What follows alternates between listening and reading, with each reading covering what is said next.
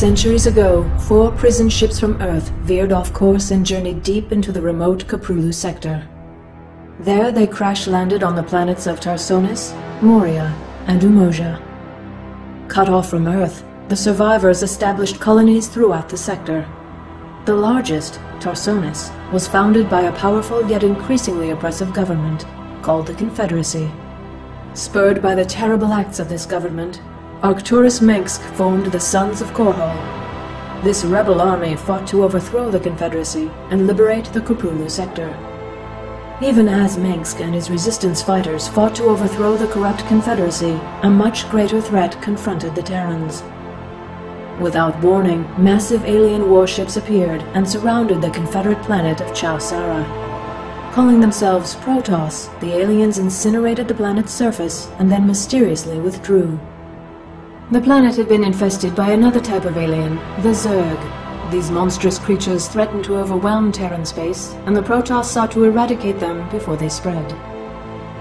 The Zerg had already reached the neighboring planet, Marsara, and Marshal Jim Raynor fought to save the terrified colonists as the Confederate government abandoned them to the alien menace. The Sons of Korhal intervened, saving thousands of lives from the rampaging Zerg and enigmatic Protoss. Disgusted by the Confederacy, Raynor joined the rebels and met Sarah Kerrigan. Kerrigan was a former Confederate ghost operative, and she shared Raynor's desire for a liberated Kerrigan sector.